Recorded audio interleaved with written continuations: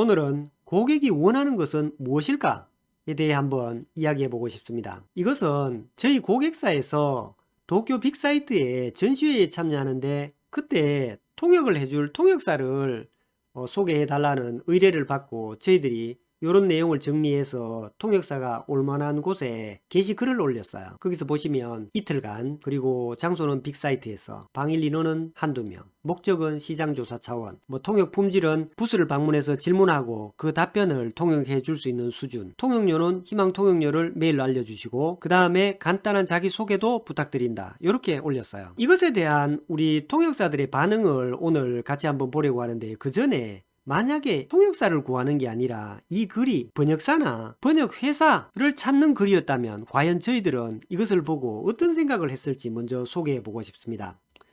저희들은 기본적으로 고객은 아주 바쁘다고 생각합니다. 그래서 고객의 소중한 시간을 빼앗지 않도록, 떼게 하지 않도록 해야 한다는 그런 생각을 가지고 있어요. 그리고 저희가 수주해야 할 번역은 고객에게 있어서는 아주 사소한 일이라고 저희들은 생각합니다. 고객은 이보다는 예를 들어서 제품 출시 일이, 때로는 제품 개발이, 때로는 제품 영업이 훨씬 중요하지, 제품에 딸려있는 제품 매뉴얼이라든지 이런 번역은 너무나 고객에게는 사소한 일이라고 생각될 수 있다고 생각합니다. 그리고 또 고객은 너무너무 게으르다고 저희들은 생각합니다. 그래서 고객이 가능하면 손끝 하나 움직이지 않고 예, 아니요, 그러세요, 그렇게 하지 마세요, 이 말만 할 수 있도록 보고를 한다든지 자료를 준비합니다. 자, 그럼 저희들은 이런 생각을 가지고 고객을 대하는데 과연 통역사 모집에 직접 응한 실제 통역사들의 반응은 어땠는지 보도록 하겠습니다. 먼저 첫 번째 분은 견적을 하루에 얼마입니다 라고 주시고, 그 다음에 몇 월 며칠에 이런 통역을 했습니다, 몇 년 몇 월 며칠에 이런 통역을 했습니다, 이런 식으로 이 A4 용지 4장 분량에 본인이 경험한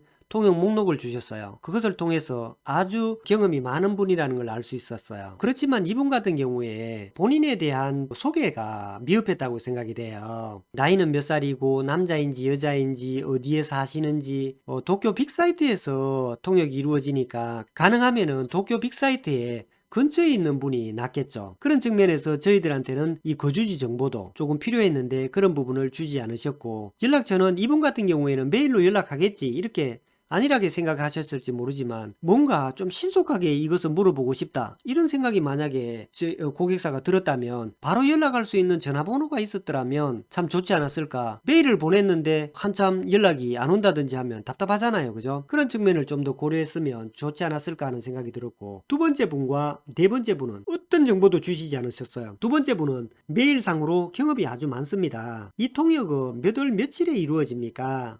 그 다음에 전시회 이름은 어떻게 됩니까? 이렇게 물으셨고, 네 번째 분은 경험이 아주 많습니다.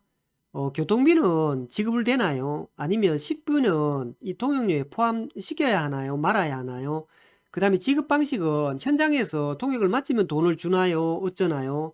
송금하나요? 아니면 원천세는 어떻게 하실 건가요? 이런 부분에 대한 질문을 주셨는데요. 이 두 번째 분과 네 번째 분의 대응은 좋지 않다고 생각이 돼요. 저희들도 만약에 이 번역을 수주해야 되는 입장에서 이런 대응을 한다면 아마 거의 100% 수주가 되지 않지 않을까, 고객사로부터 연락을 받지 못하지 않을까 하는 생각이 듭니다. 마찬가지로 저희들도 이분들께 이 세세한 내용들을 다시 설명드린다든지 하는 것은 하지 않을 것 같아요. 뭔가 몇 월 며칠인지를 지금 알려드릴 수 없는 상황이라는 것을 가정해서 보고를 하면 될 텐데, 예를 들어서 저는 통역일이 특정되지 않으면 고객님이 원하실 경우에 그날에 통역을 못할 수도 있습니다. 그런 것을 감안하셔서 이 견적이라든지 부분을 생각해 주십시오, 이런 보고를 차라리 하는 편이 낫지 않았을까 하는 생각이 듭니다. 참고로 저희들 같은 경우 이 품질에는 얼마, 저 품질에는 얼마, 납기는 이 납기입니다. 만약에 신속을 원하실 경우 연락 주시면 대응하겠습니다, 이 정도로 궁금한 것이 있더라도 이렇게 처리하곤 합니다. 여기서 중요한 것은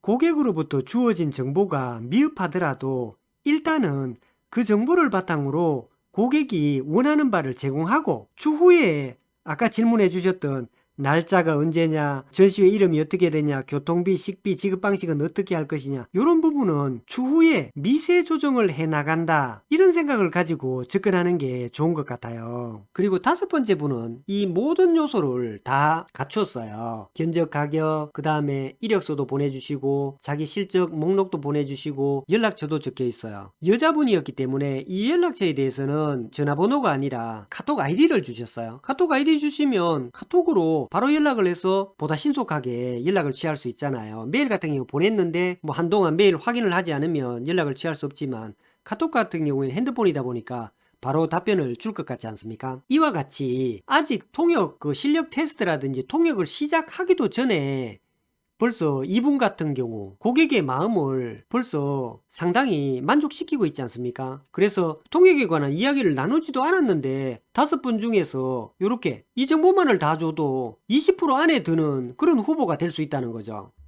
그래서 저는 통역을 하시는 분들이 통역을 하려 하지 말고 장사를 해야 된다고 생각합니다. 통역사라고 생각하지 마시고 장사꾼이라고 생각해서 고객을 대해야 한다고 저는 생각합니다. 오늘도 이렇게 시청해 주셔서 고맙습니다. 이상입니다.